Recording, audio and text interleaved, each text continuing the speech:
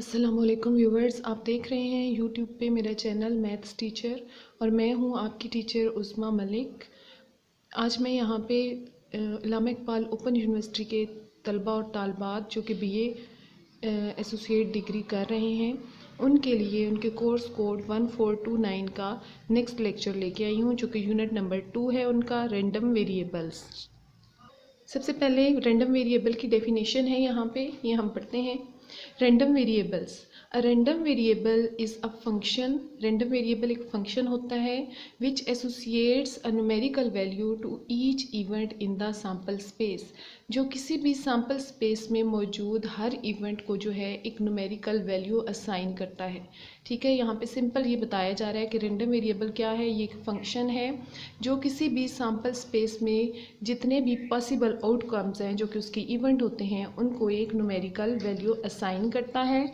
इसके लिए हम एक एग्जांपल ले सकते हैं, इसको बेस्ट तरीके से आपको एक्सप्लेन करने के लिए। यहाँ पे मैंने एग्जांपल ली है कि अगर हम दो या दो से ज़्यादा, मैं कर लेती हूँ कि अगर हम 3 काइंड जो है वो टास्क करते हैं, 3 सिक्के टास्क करते हैं, तो उनमें हेड्स की और टेल्स की क्या पॉसिबिलिटी है, इस हिसाब से हमारे पास एक सैम्पल स्पेस बनता है। ठीक है, जब हम 2 काइंड टास्क करते हैं तो हमारे पास सैम्पल स्पेस इस तरह से बनता है कि दोनों अगर इकट्ठे टास्क किए तो या दोनों पे हेड आ सकता है, या एक पे हेड आ जाएगा दूसरे पे टेल आ जाएगा, एक पे टेल आ जाए दूसरे पे हेड, या फिर दोनों पे टेल टेल।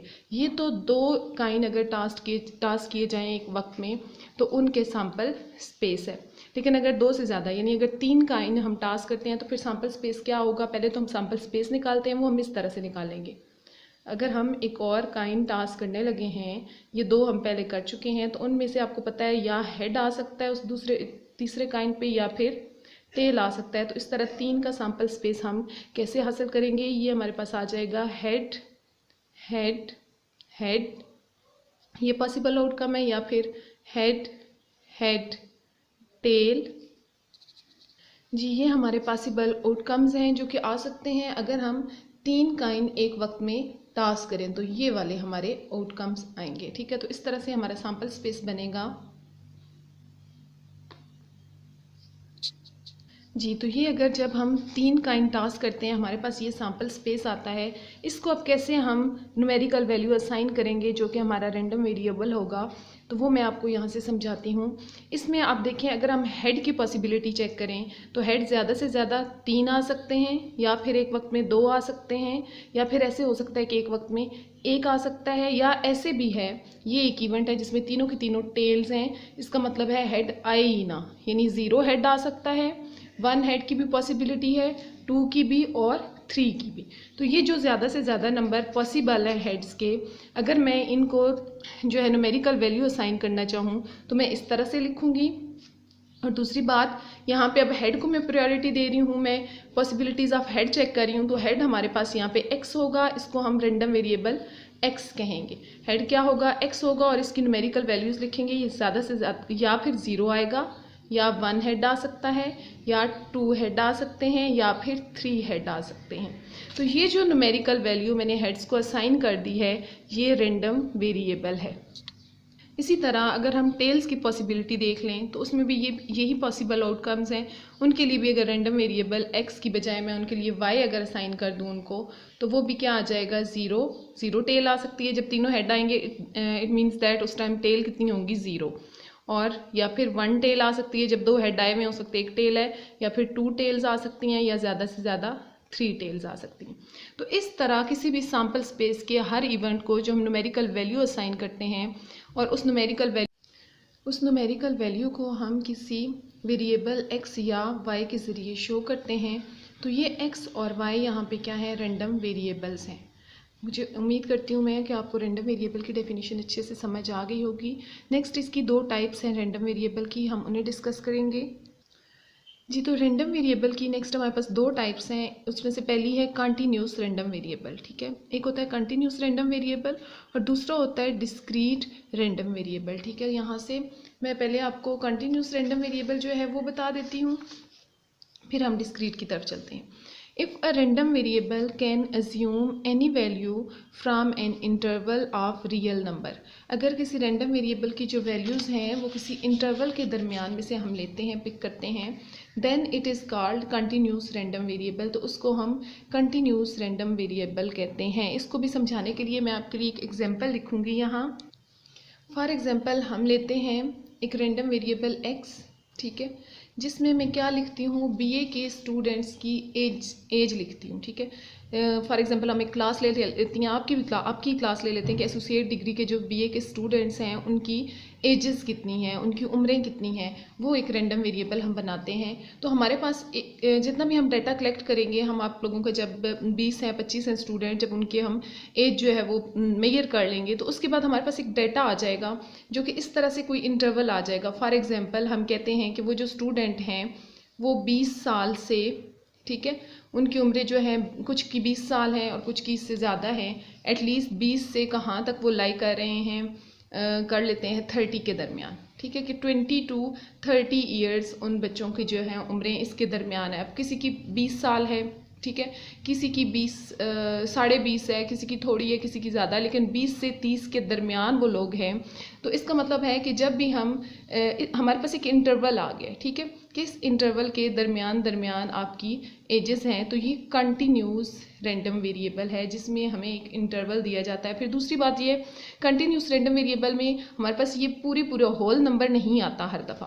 कुछ की एज अब देखें 20 ईयर्स हो सकती है, ठीक है, और कुछ की एज ऐसे भी हो सकती है कि 20.5 हो, ठीक है। इस तरह से इसको आप वैसे करें तो ये क्या आ जाएगा 20.5। इसी तरह से कुछ की एज जो है वो 20 साल 7 महीने हो सकती है, तो वो 20.7 आ जाएगा, या इस तरह से, ठीक है। तो इसलिए इसको हम कंटिन्यूस रैंडम वेरिएबल कहते हैं। आपको आई होप समझ आ गया होगा। कंटिन्यूस रैंडम वेरिएबल ऐसा रैंडम वेरिएबल होता है जिसकी जो वैल्यूज़ हैं, जो न्यूमेरिकल वैल्यूज़ हैं, वो किसी खास इंटरवल के दरमियान लाई करती हैं। यही इसकी डेफिनेशन भी थी। इसको एक दफ़ा और रीड कर लेते हैं हम। If a random variable can assume any value from an interval of real numbers, ठीक है, वो भी रियल नंबर्स ही होते हैं जिनके इंटरवल होता है, लेकिन उनके दरमियान कोई भी वैल्यू आ सकती हो, then it is called continuous random variable. तो फिर उस रैंडम वेरिएबल को हम कंटिन्यूस रैंडम वेरिएबल कहते हैं। जी, हमारे पास दो टाइप्स के रैंडम वेरिएबल होते हैं, मैं आपको बता चुकी हूँ, discrete and continuous random variable. इससे पहले मैंने आपको कंटिन्यूस रैंडम वेरिएबल की डेफिनेशन जो है वो समझा दी है। अभी नेक्स्ट हम चलने लगे हैं डिस्क्रीट रैंडम वेरिएबल क्या होता है, ठीक है। तो ये देखते हैं हम, ये डेफिनेशन लिखी हुई है हमारे पास, पहले से एक दफ़ा रीड कर लेते हैं।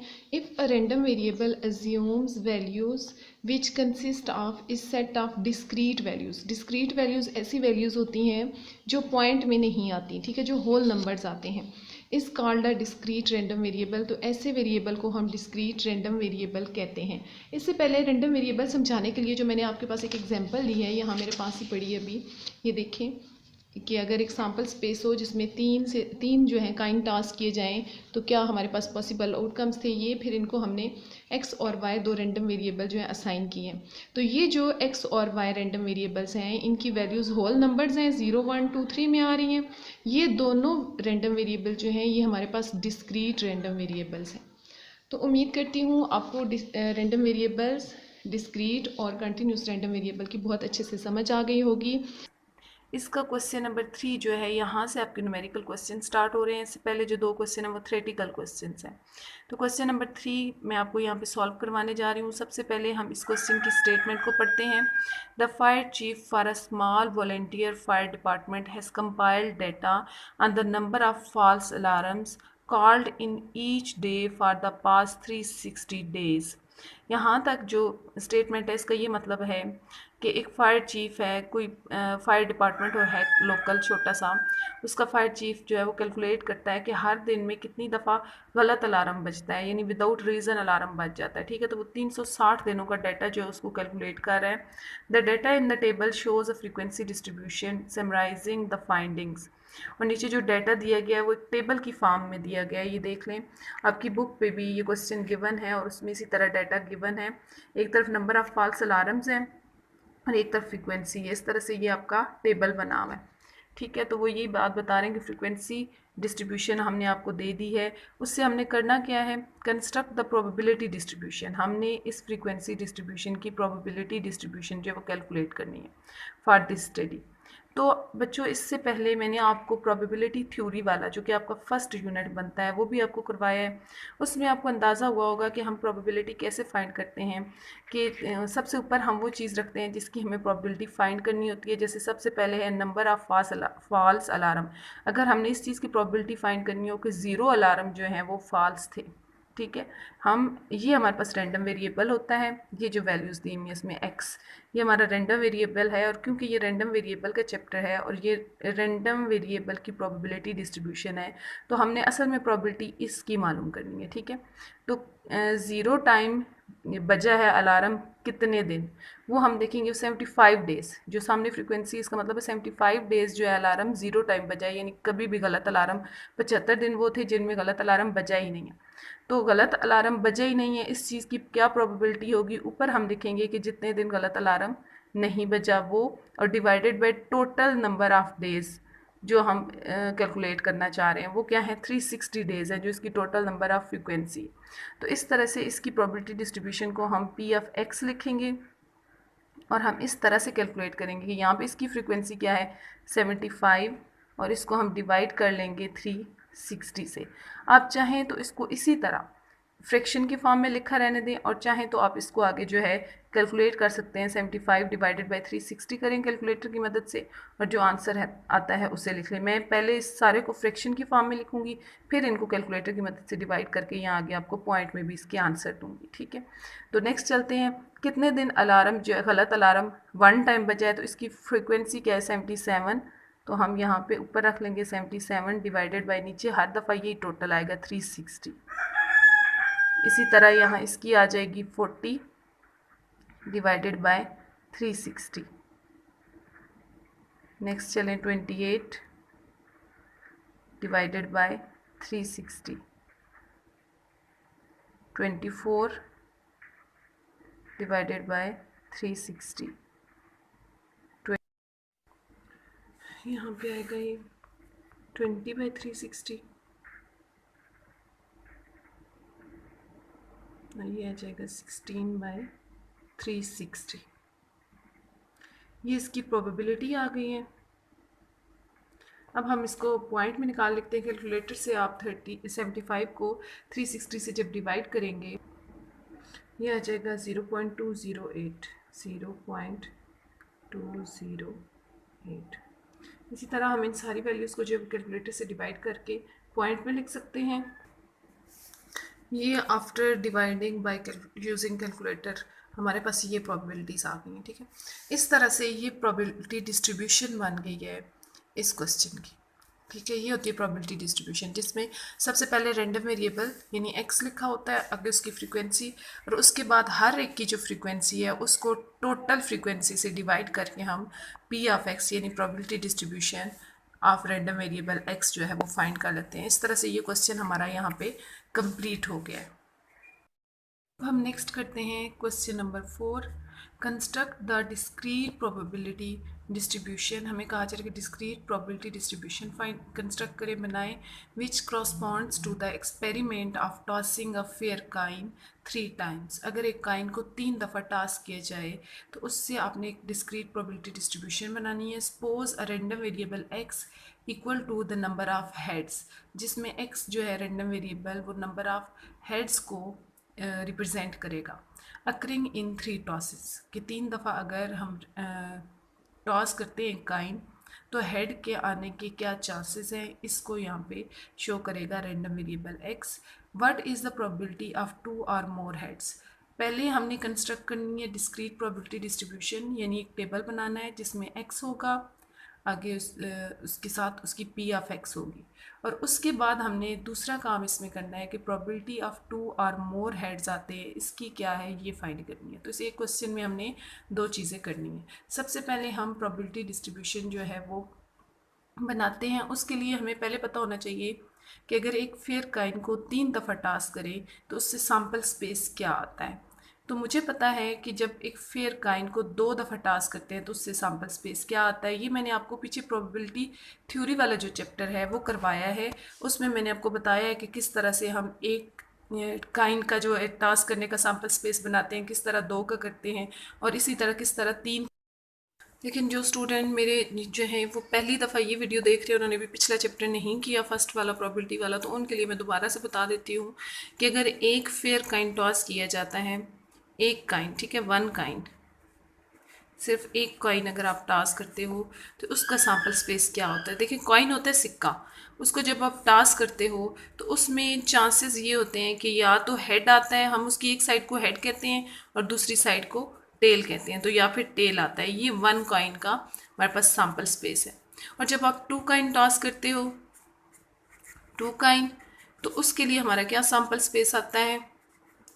उसके लिए हमारा सैम्पल स्पेस होता है कि या दोनों पे हेड आए, 2 काइन हम जब एक दफ़ा में फेंकेंगे तो ये भी हो सकता है कि दोनों पे हेड वाली साइड आ जाए। ऐसे भी हो सकता है पहले पे हेड आ जाए और दूसरे पे टेल आ जाए। ऐसे भी हो सकता है पहले वाले पे टेल और जो दूसरे नंबर पे है उस पे हेड आ जाए। और ऐसे भी हो सकता है कि दोनों पे टेल आ जाए। तो ये हमारा सैम्पल स्पेस है जब हम 2 काइन टास्क करते हैं। इसी तरह क्योंकि इस क्वेश्चन में 3 काइन टॉस करने हैं, तो 3 काइन का हम कैसे फाइंड करते हैं सैम्पल स्पेस। उसके लिए हम ये करते हैं कि 2 काइन का जो सैम्पल स्पेस है वो लिख लेते हैं ऊपर, हेड हेड,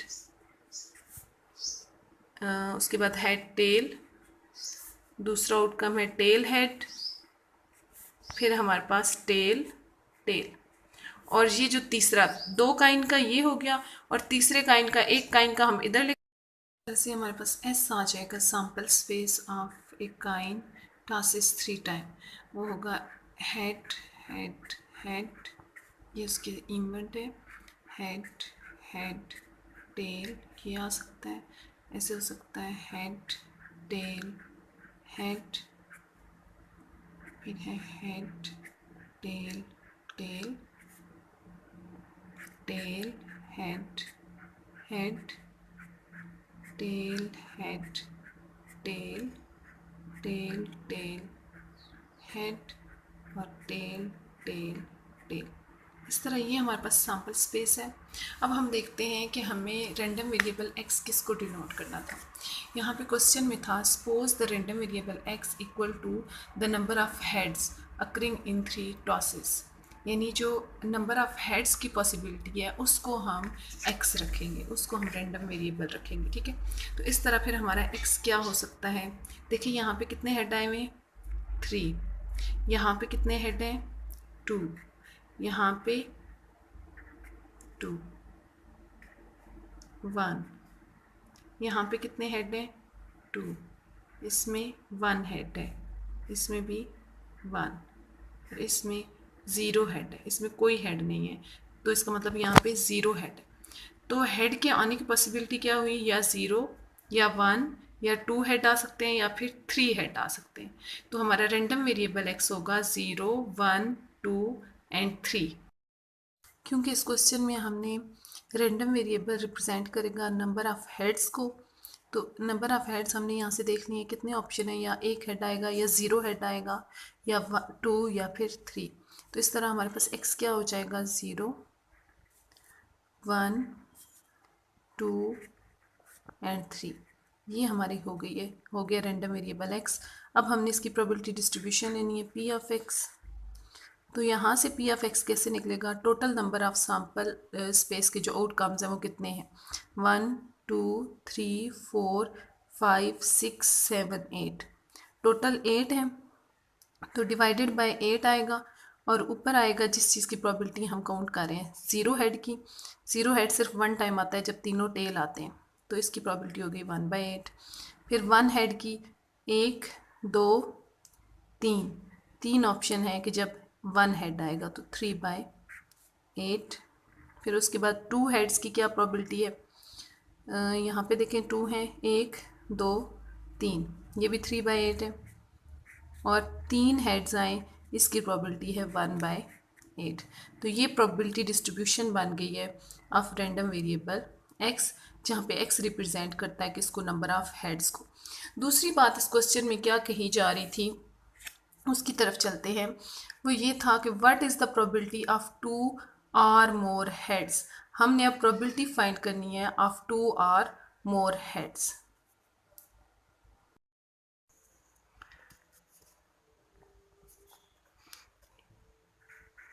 प्रोबेबिलिटी ऑफ 2 और मोर हेड्स।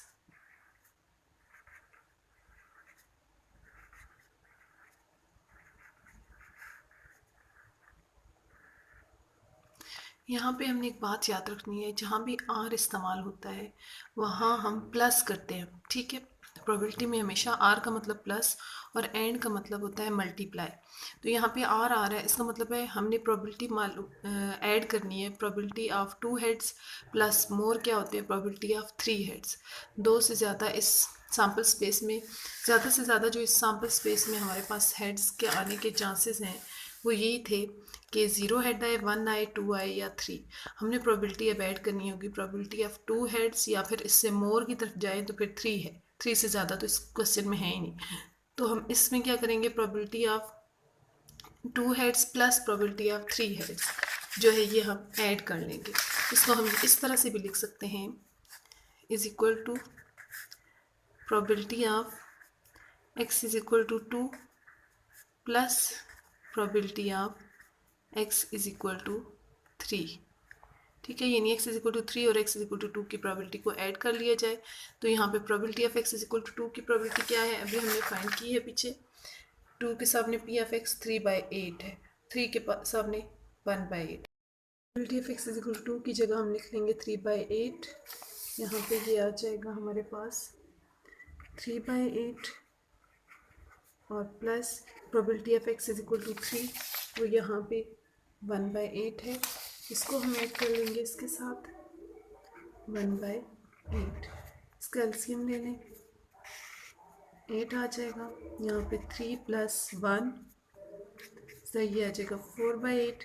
इसको हम कैंसिल कर सकते हैं, 4 1s आर 4, 4 2s आर 8। तो ये हमारे पास आ जाएगा 1/2। तो ऐसे लोग जो पहली दफ़ा आज मेरे इस चैनल पे आए हैं और वो ये वीडियो देख रहे हैं, वो इससे पहले कि हम क्वेश्चन की तरफ आगे बढ़ें, इसके सॉल्यूशन की तरफ बढ़ें, वो सबसे पहले मेरे चैनल को जल्दी से सब्सक्राइब कर लें और बेल आइकन को प्रेस कर लें ताकि आपको मेरी आने वाली हर वीडियो का नोटिफिकेशन मिल सके। इसके अलावा जो इससे पहले जो मैं वीडियोस बना चुकी हूँ, जैसे यूनिट नंबर 1 कंप्लीट करवा चुकी हूँ, यूनिट नंबर 3 भी तकरीबन यहाँ पे कंप्लीट है। 4 का नहीं, लेकिन 7 और 9 का भी एक लेक्चर डाला है मैंने, यहाँ पे करवाया है।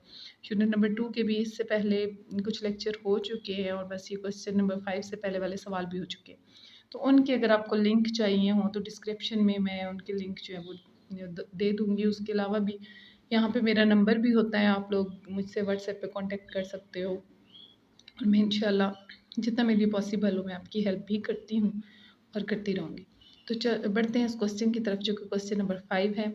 सबसे पहले इस क्वेश्चन को पढ़ लेते हैं कि इसमें क्या कहा जा रहा है हमें। बहुत इंपॉर्टेंट क्वेश्चन है। क्वेश्चन कुछ यूँ है, a bag contains 4 red and 6 black balls. एक बैग है जिसमें 4 रेड और 6 जो है वो ब्लैक कलर के बाल हैं। अ सैम्पल ऑफ 4 बाल्स सिलेक्टेड, यानी उसमें से हमने 4 बाल उठाने हैं। जितने का सैम्पल कहा जाता है उतने बाल हमने उसमें से निकालने हैं। From the bag without replacement. Without replace का मतलब है कि एक दफ़ा जो बैग में से बाल निकाल लिया जाए उसे दोबारा वापस नहीं रखा जाएगा। Let X be the number of red balls. और यहाँ पे इस क्वेश्चन में एक्स डोनेट कर रहा है नंबर ऑफ रेड बाल्स को। टोटल रेड बाल्स कितने हैं, ये हमारा यहाँ पे एक्स होगा।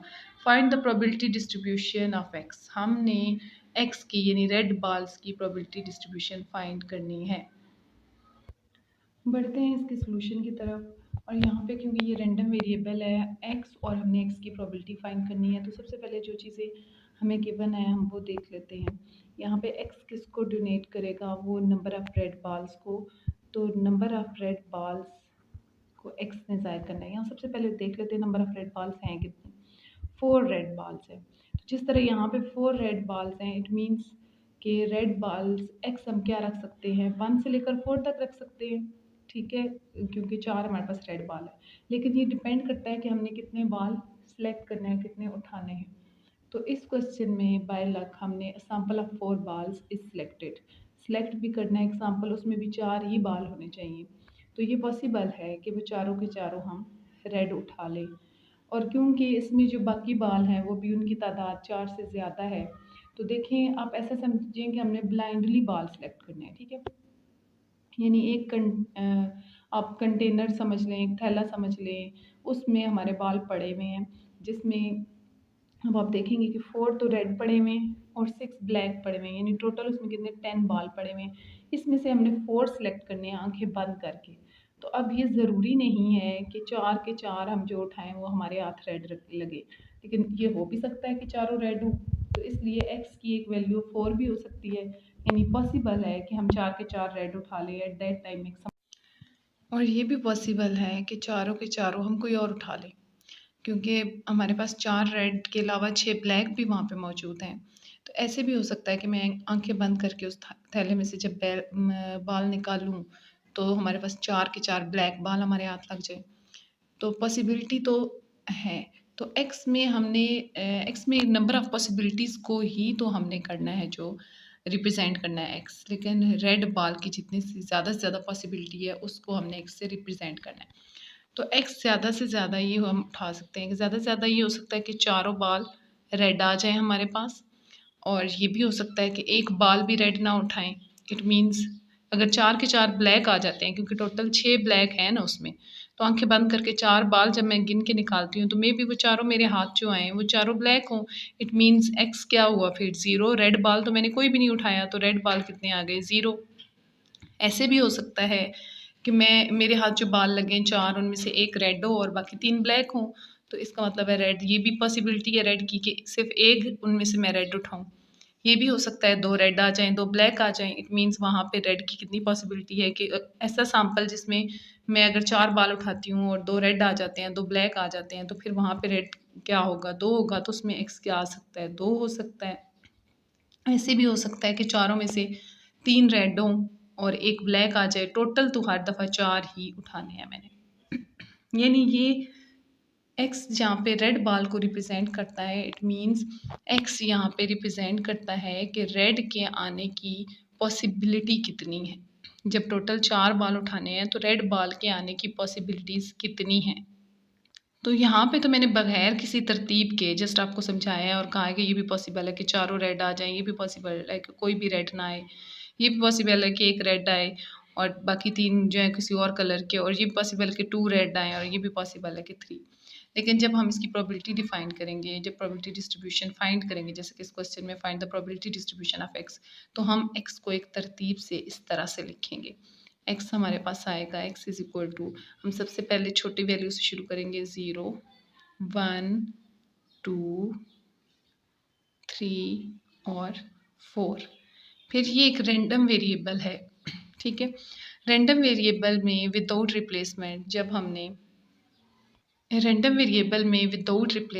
हमने कोई चीज़ लेनी होती है, जैसे यहाँ पे बाल विदाउट रिप्लेसमेंट उठाए जाते हैं, तो उनकी प्रोबेबिलिटी, अब इसकी प्रोबेबिलिटी और जो हम प्रोबेबिलिटी थ्योरी वाले चैप्टर में प्रोबेबिलिटी विदाउट रिप्लेसमेंट फाइंड करते थे उसमें थोड़ा सा डिफरेंस है। रैंडम वेरिएबल में जब हमने प्रोबेबिलिटी लेनी हो, एक्स की प्रोबेबिलिटी डिस्ट्रीब्यूशन फाइंड करनी हो तो वहाँ, और विदाउट रिप्लेसमेंट करनी हो तो वहाँ एक फार्मूला लगाते हैं। फार्मूला कुछ इस तरह से है कि यहाँ पे जो पी ऑफ एक्स निकलेगा वो एक फार्मूले के तहत निकलेगा, और वो क्या होगा, P of X is equal to n C X, ये फार्मूला है एन सी एक्स। अब सी क्या है, एन क्या है, ये भी मैं आपको समझाऊंगी। पी की पावर एक्स, स्मॉल पी यहाँ पे लिखा जाता है, और क्यू की पावर एन माइनस एक्स। अब ये सारी मैंने आपको टर्म्स अभी समझानी है कि इनकी प्रोबेबिलिटी हमने कैसे फाइंड करनी है, और इसमें ये क्या है। सबसे पहले आते हैं इस एन की तरफ कि एन क्या है। एन है नंबर ऑफ सैंपल, यानी जितना हमें कहा जा रहा है कि बाल सेलेक्ट करें वो एन होगा। यहाँ पे क्या कहा गया था, a sample of 4 balls is selected. Sample कितने बाल्स का, 4 बाल्स का। तो इस क्वेश्चन में एन की वैल्यू हमारे पास है 4, ठीक है।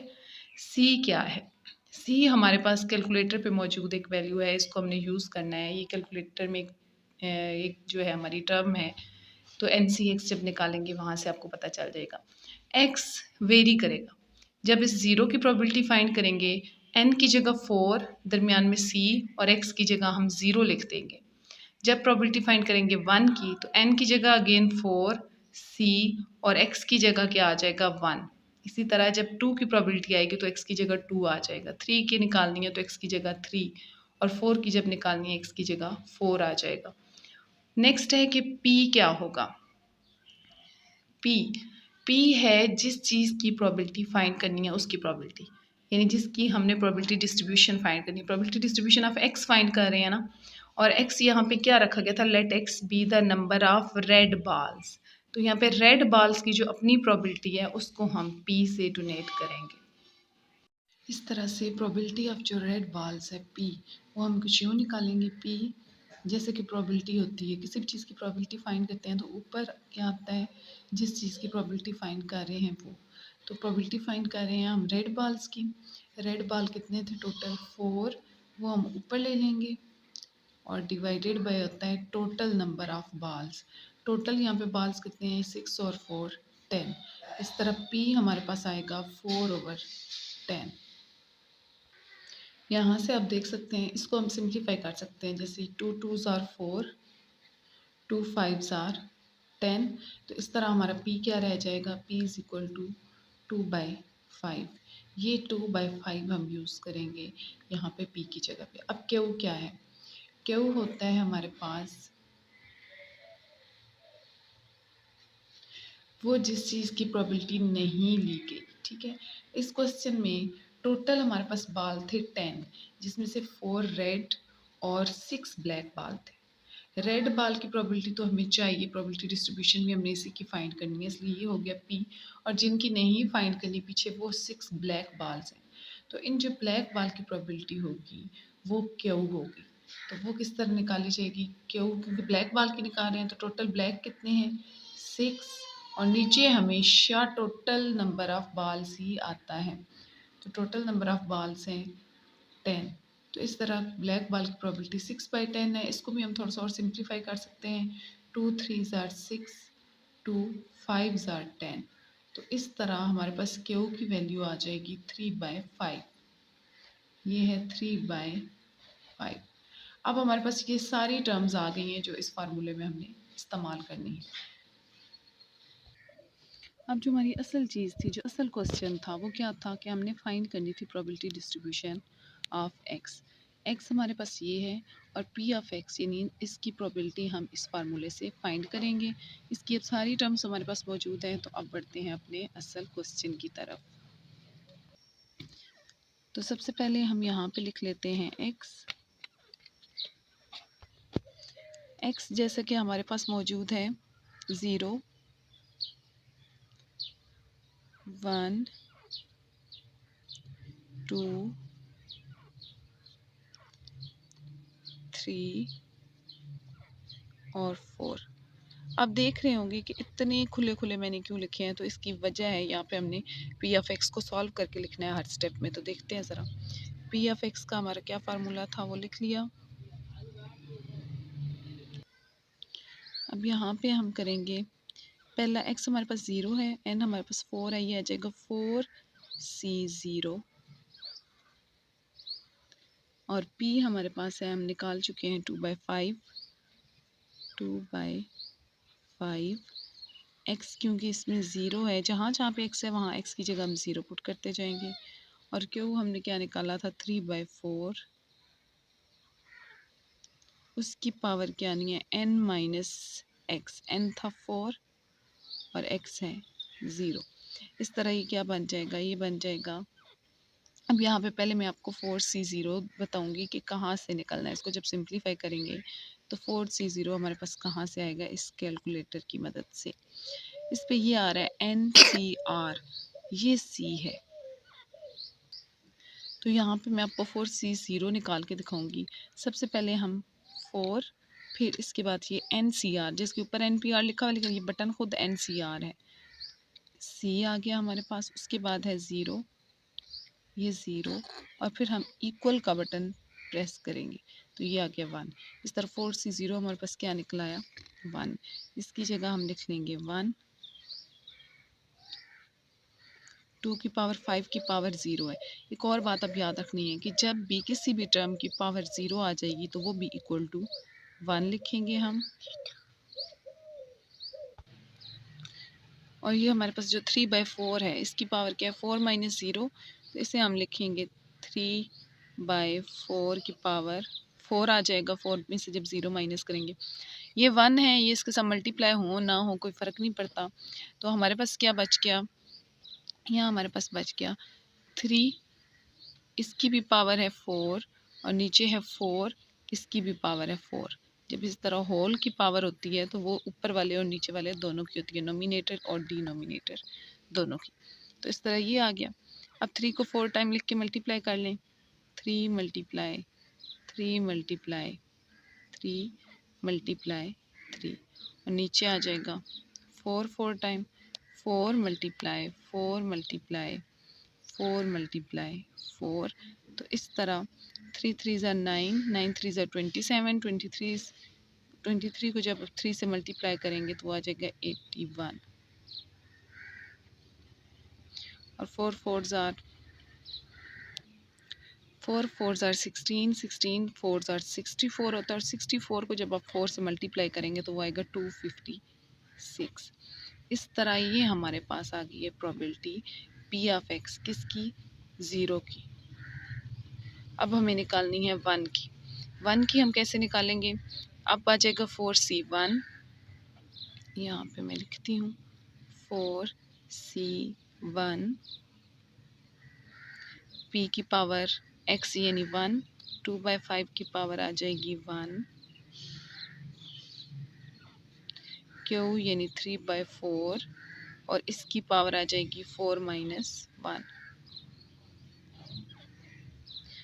जब 2 पे पहुंचेंगे तो ये हो जाएगा 4C2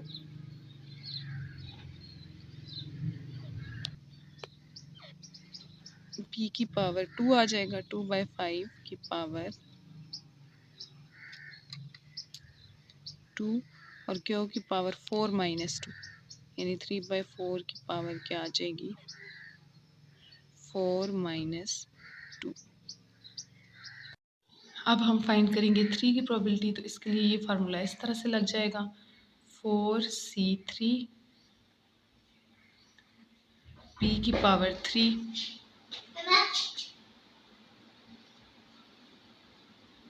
p है हमारे पास 2/5, इसकी पावर हम लिख लेंगे 3, q की पावर 3/4 हमारा q है, उसकी पावर क्या आ जानी है यहाँ पे 4 माइनस 3। इस तरह जब 4 पे पहुंचेंगे तो ये हो जाएगा 4C4 p की पावर 4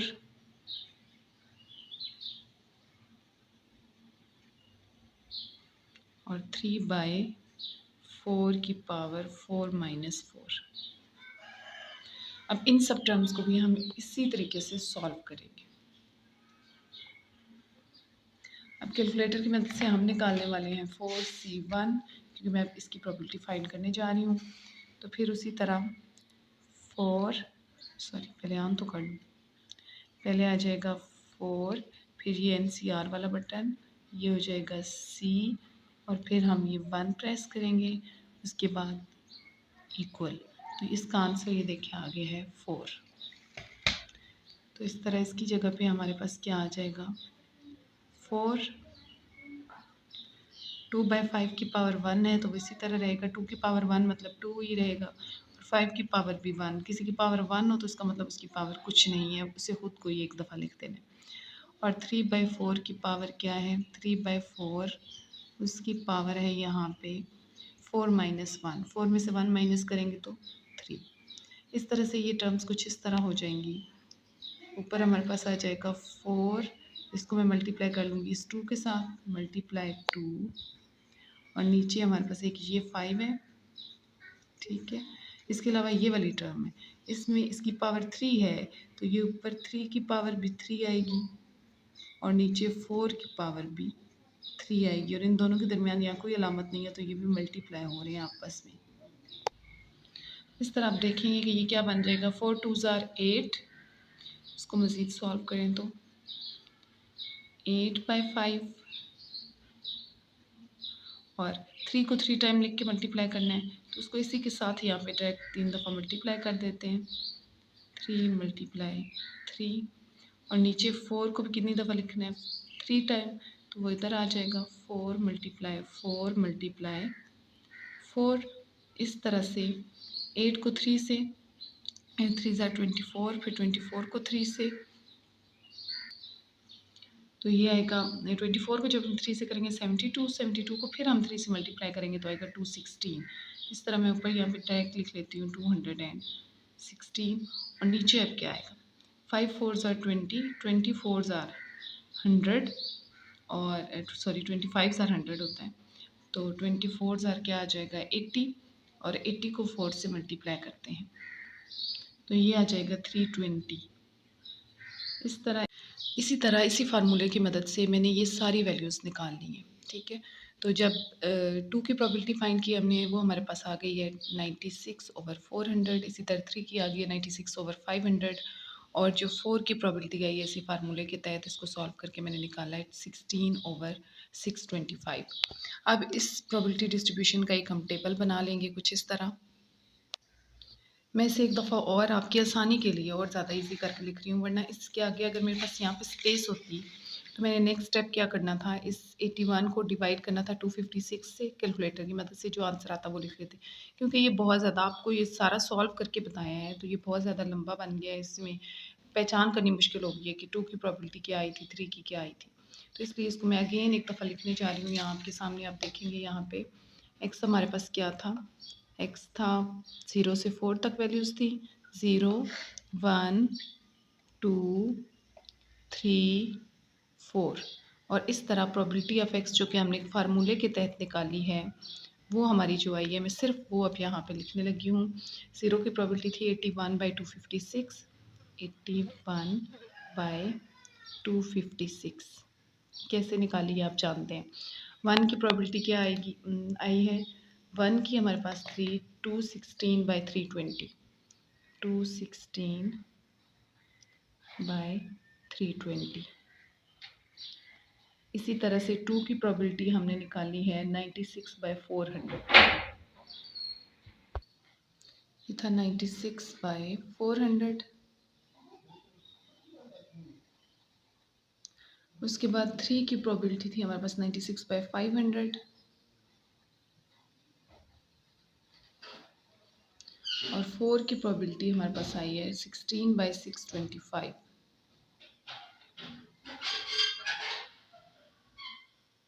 इसे मज़ीद हम सिंप्लीफाई करेंगे तो मैं इसको कैलकुलेटर की मदद से निकाल लूँगी।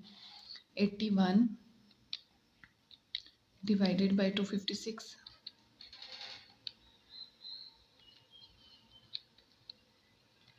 हमारे पास आंसर आ गया 0.31। तो इतना काफ़ी है 2 डिजिट तक, ठीक है। इसकी जगह पे मैं लिख लूँगी 0.31। इसी तरह 216/320, तो ये कैलकुलेटर की मदद से मैंने सारी सी प्रोबेबिलिटीज़ फाइंड करनी है, यही हमने फाइंड करना था। ये हमारी probability distribution of x find हो गई है। तो ये था बच्चों क्वेश्चन। आपको आई होप क्वेश्चन नंबर 5 बहुत अच्छे से समझ आ गया होगा। नेक्स्ट क्वेश्चन 6 और 7 भी सेम ही हैं और पहले तो मेरा इरादा था कि मैं इसी वीडियो में आपको क्वेश्चन 5, 6 और 7 तीनों करवाने जा रही थी, लेकिन ये क्वेश्चन काफ़ी लेंथी हो गए और वीडियो जो है वो काफ़ी लंबी हो गई है, तो मैं यहाँ पे से क्वेश्चन नंबर 5 को ही ख़त्म कर रही हूँ, ठीक है। नेक्स्ट वीडियो में इंशाल्लाह मैं आपको क्वेश्चन नंबर 6 और 7 जो है वो भी सॉल्व करवाऊँगी और कुछ बच्चे उसे खुद भी कर पाएंगे अब इसकी मदद से। इसको जिस तरह से हमने सॉल्व किया, अगर आप कोशिश करें तो वो आप खुद भी अब दोनों क्वेश्चन सॉल्व कर सकते हैं, लेकिन फिर भी मैं भी करवाऊँगी इंशाल्लाह। तो ठीक है बच्चों, इसके साथ आपसे इजाज़त चाहती हूँ। अल्लाह हाफिज़।